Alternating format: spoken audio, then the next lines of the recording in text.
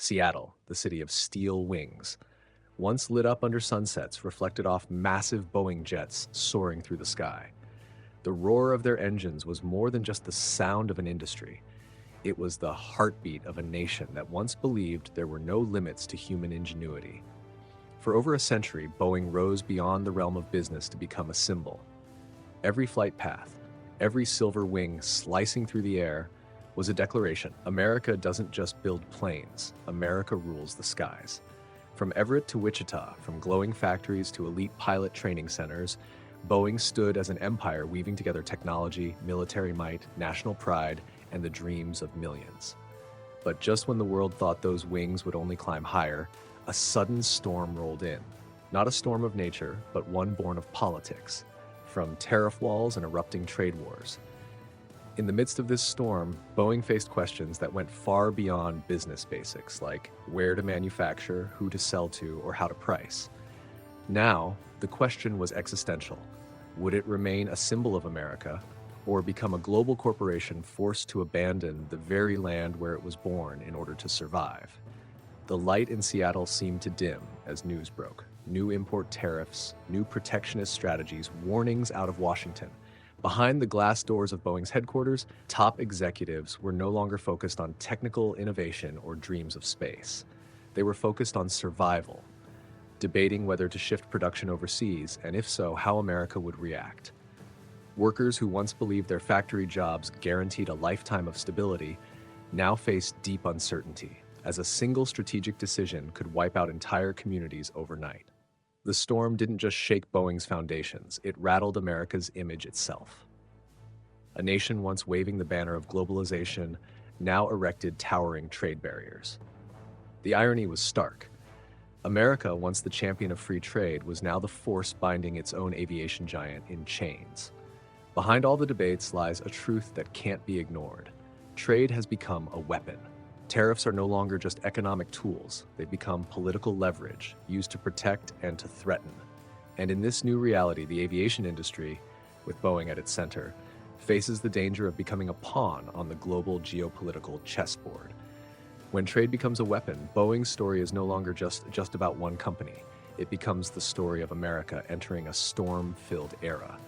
And it's from this very moment that we begin the first chapter of this journey, where trade is no longer a natural flow of goods and services, but a sharpened blade, when trade becomes a weapon. In 2025, U.S. trade policy under Donald Trump was no longer just a set of dry numbers on international balance sheets. It had transformed into a series of sharp, decisive blows, capable of changing the fate of an entire industry with a single executive order. Import tariffs reaching into the hundreds of percent on steel, aluminum, pharmaceuticals, and automobiles didn't just rattle foreign competitors. They delivered a chilling message. America was putting domestic interests above all else. In that picture, the aviation industry, long considered a strategic point of national pride, suddenly found itself swept into a storm of uncertainty. Imagine this. If Boeing, in an effort to cut costs and remain competitive, decided to shift part of its production overseas, what would happen? The possibility of a 200% import tax on aircraft fuselages brought back into the US is entirely plausible. A single airplane already worth hundreds of millions of dollars would double in cost, rendering it nearly impossible to sell, even on home soil. That would be nothing short of a death sentence hanging over Boeing's head. More importantly, it would send a stark signal. America will never accept its industrial crown jewel abandoning home to seek shelter elsewhere. In Washington's eyes, an airplane is more than just a commodity. It's a strategic asset. A Boeing jet doesn't merely carry passengers. It carries core technologies, security systems, and military secrets embedded in every chip, every material. Losing Boeing would mean losing a piece of America's defense power, something no U.S. administration would ever tolerate. That's why the White House has always treated Boeing as a national asset, a symbol worth defending at all costs, even if that cost is building massive tariff walls.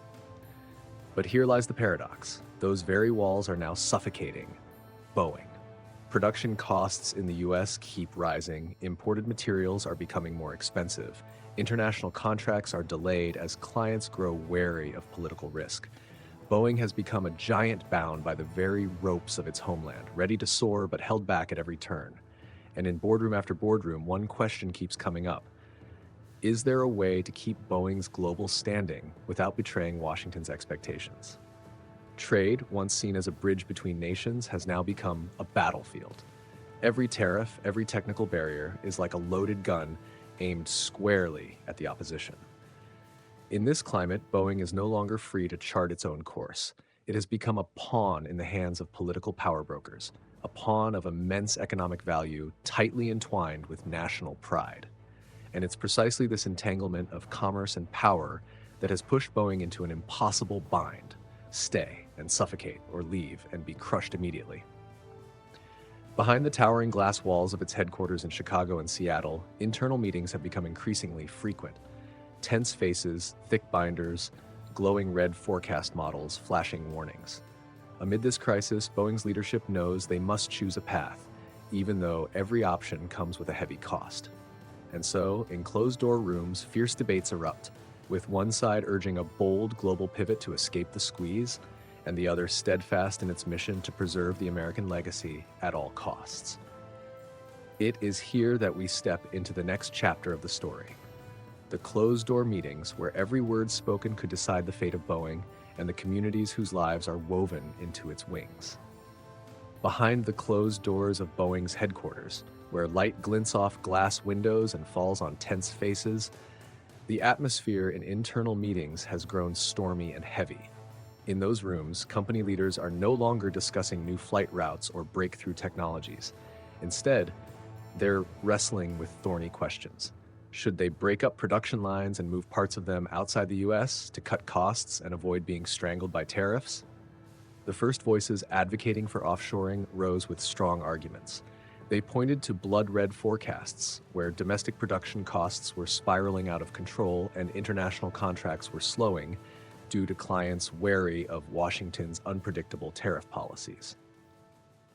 To this camp, Boeing had no real choice but to diversify its supply chain, to set up manufacturing near fast-growing markets like India, Southeast Asia, or South America.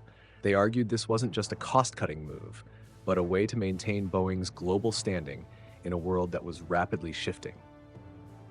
But opposition came swiftly and just as forcefully. Veteran executives, many of whom had spent their entire careers with Boeing in places like Seattle and Wichita, saw the proposal as a betrayal of workers, a betrayal of heritage, a betrayal of the American symbol that had carried this brand for over a century. They warned, if Boeing pulled out of the US, it would face the full wrath of the White House, of Congress, and of millions of Americans who had always seen the company as a national pride. This wasn't just a business decision. It could ignite an unprecedented political firestorm. Debate followed debate. Lawyers brought thick legal briefs pointing out loopholes in trade agreements that Boeing might be able to exploit. The finance team presented cash flow projections and warned that without quick action, even the company's massive reserves would soon dry up.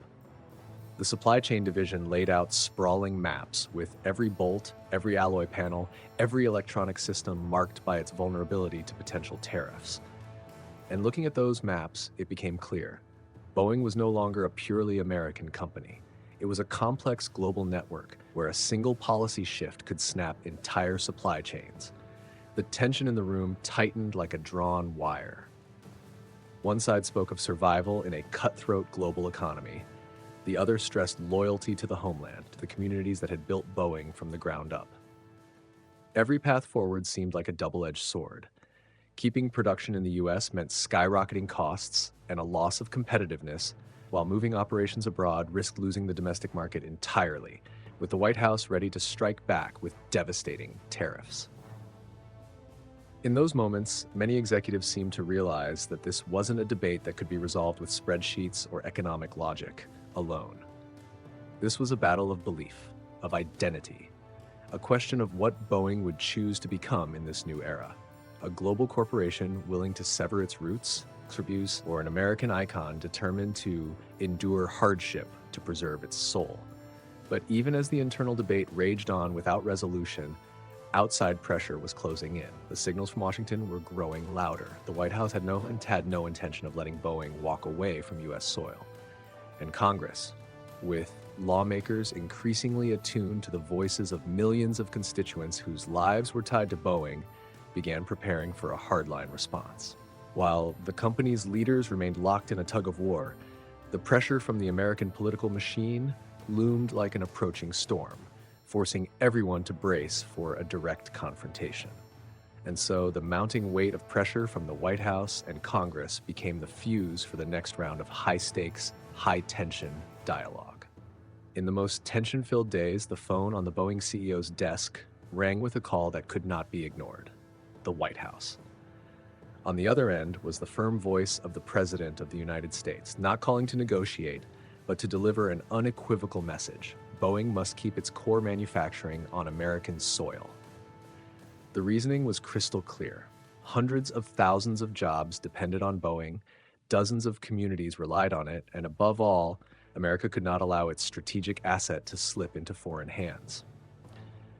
The message was more than a suggestion. It was a political command, compelling Boeing to weigh not just profit margins, but national loyalty.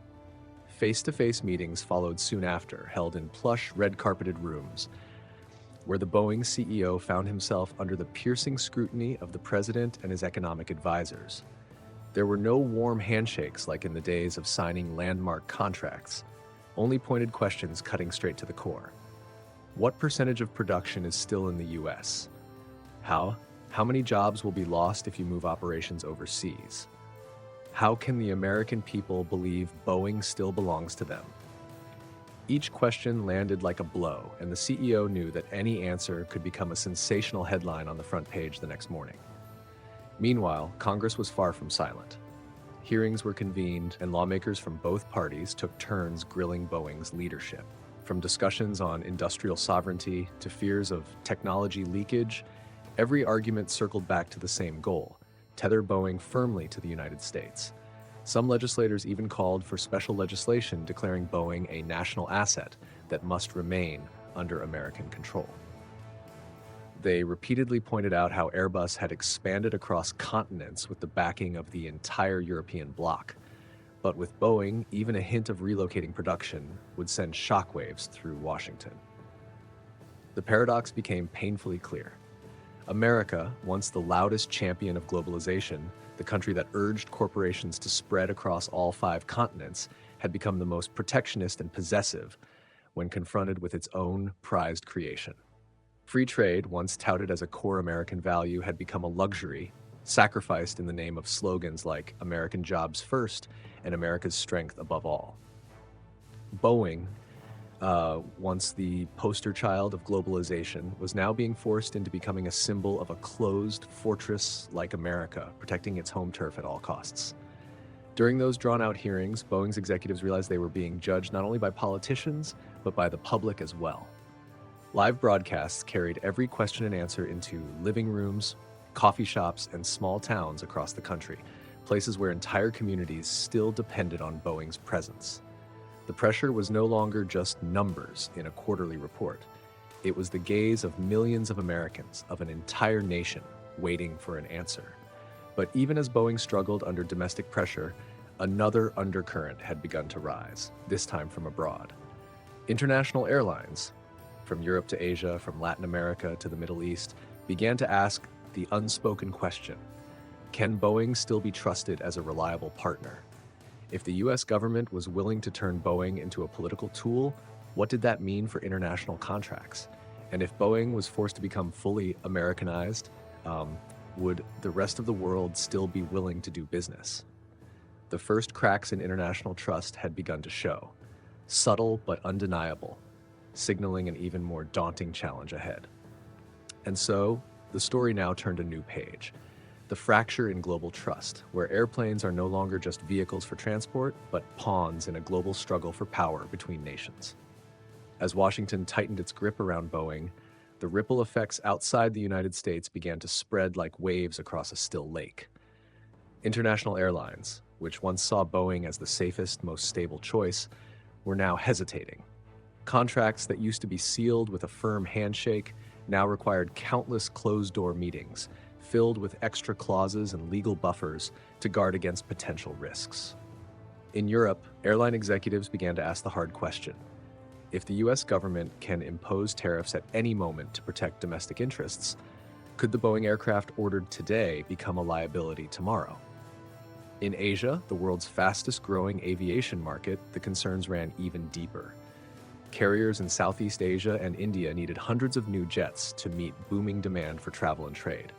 Yet every new deal with Boeing now felt like a gamble. If diplomatic tensions flared between the US and a trade partner, those very planes could suddenly be branded as political tools, taxed, blocked, delayed, or entangled in red tape. CFOs, who were used to calculating fuel costs down to the decimal, now had to factor in a new variable: the hidden political cost of choosing a supplier. In Latin America, where governments have long been wary of US pressure, the reaction was even more direct.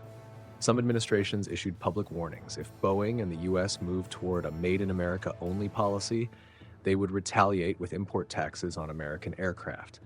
The threat of a tit-for-tat trade spiral prompted local carriers to seriously consider a switch to Airbus, the European rival seen as more politically neutral. And in that widening gap, once obscure names stepped into the spotlight. China's Comac and Russia's Irkut began promoting their domestic aircraft as safer alternatives. Seizing every opportunity, they whispered the same message into the ears of global buyers: Boeing is no longer a sure bet. Even if Comac and Irkut still faced questions over quality and reliability in a world where politics was infecting every contract, the promise of lower political risk was often reason enough for airlines to take a second look. And so, trust, the most vital currency in the aviation industry, began to waver. Boeing was no longer viewed as the untouchable icon of American engineering, but as a company caught in a tug-of-war between politics and commerce, between Washington and the rest of the world. As trust faded, every promise, every long-term deal was met with suspicion.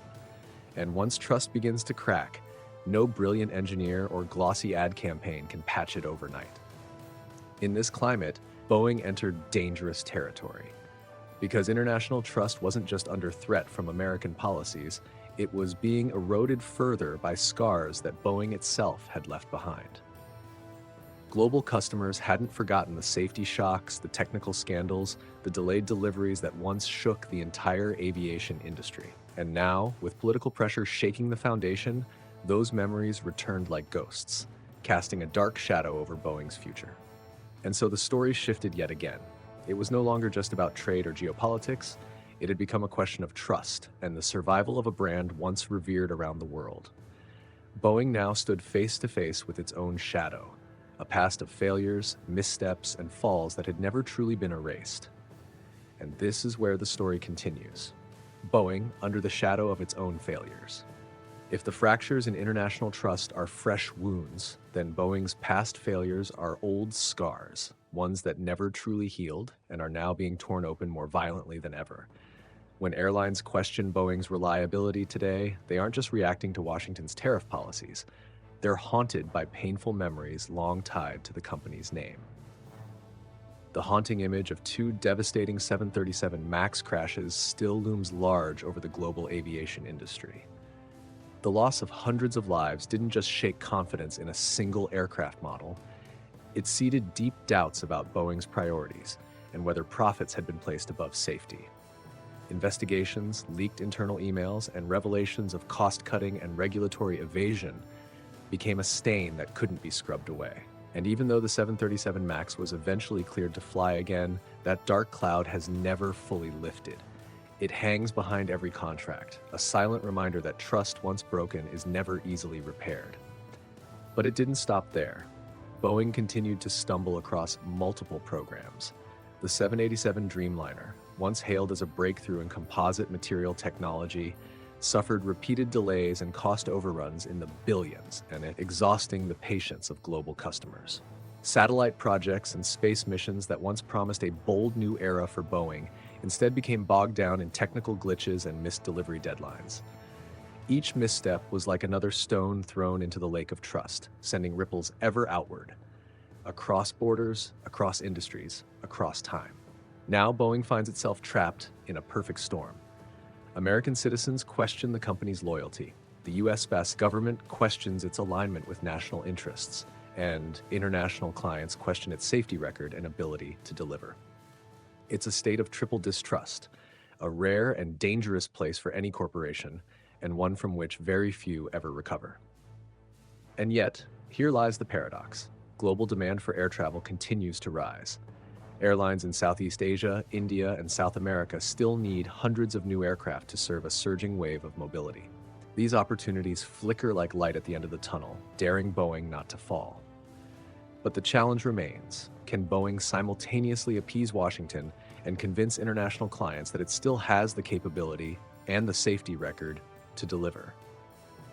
It's a three-variable equation where a single misstep could send the company plummeting into the abyss. Meanwhile, inside Boeing's war rooms, strategic debates rage on. But far from the polished boardrooms and geopolitical think tanks, in the small towns whose fates are intertwined with Boeing's, people can already feel the distant tremors of the coming storm. The assembly line workers, the engineers, the families with 3 generations tied to Boeing, they're all waiting. Because for them, Boeing isn't just a company that builds airplanes, it's the pulse, the breath, the soul of an entire community. And this is where the story deepens, where it stops being just about politics, commerce, or engineering, and becomes about people, about life, about the American values forged in every steel wing that takes to the sky. This is where we enter the next chapter: labor, community, and the American spirit, where Boeing isn't just facing markets anymore, but the hearts that have stood with it for over a century. In Wichita, Everett, or Charleston, the name Boeing isn't just tied to sprawling factories stretching across dozens of hectares. It's woven into every street, every neighborhood, every little diner tucked away on the corner. The assembly line worker finishes his shift and stops by his usual coffee shop, run by a retired Boeing engineer. Children walk into classrooms where most of their parents work somewhere along the aviation supply chain.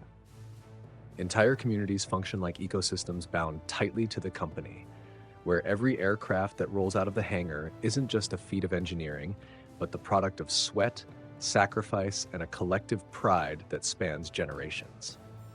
That's why, whenever rumors swirl about Boeing moving production overseas, a heavy cloud settles over these towns. The aging machinist wonders, if the plant shuts down, will he still be able to keep the house he's lived in all his life? The young mother struggles with the thought, if the job at Boeing disappears, who will pay for her children's school? Even local grocery stores, diners, and community banks begin to feel the tremors, because they all know, if Boeing stumbles, everything falls with it. To them, Boeing isn't just a source of jobs, it's part of their identity. It's living proof of the rise of America's industrial working class, a reminder that the nation's strength comes from the skill of its workers and the tenacity of its engineers. Local politicians know this all too well.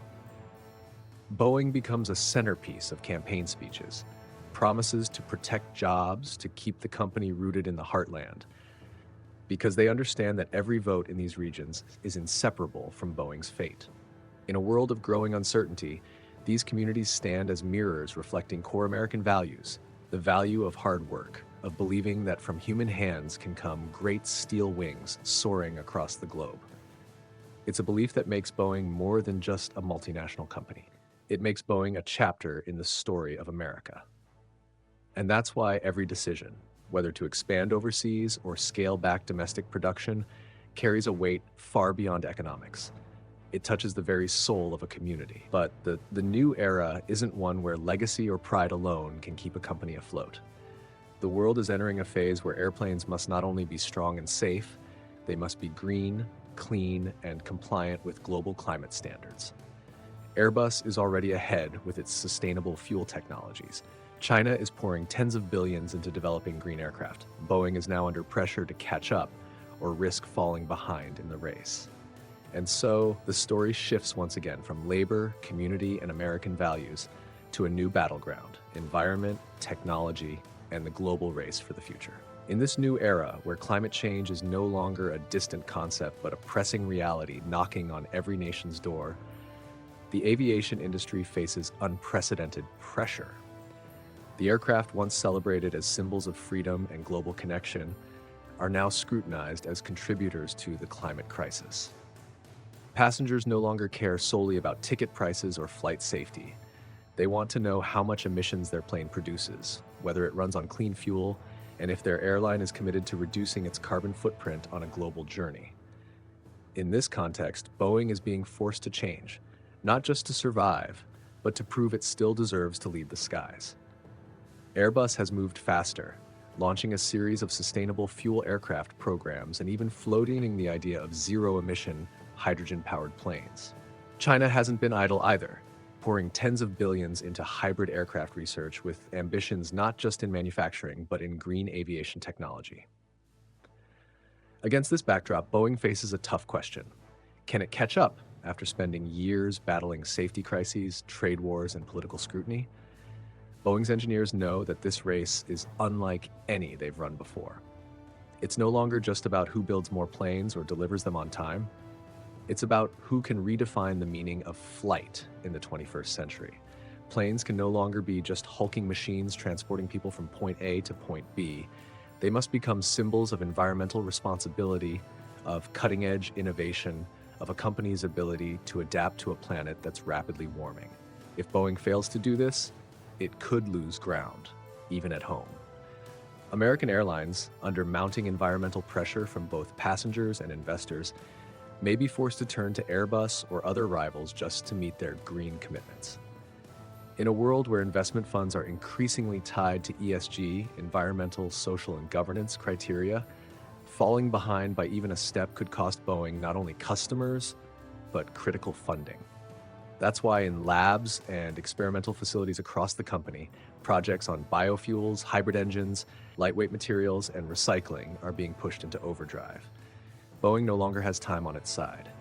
With each passing month, Airbus pulls further ahead, Comac unveils a new product line, and customer demands grow louder. This is a race with no clear finish line, but the winner will define who owns the skies in the coming decade. And amid the noise of this high-stakes technological sprint, Boeing still faces a harsher truth.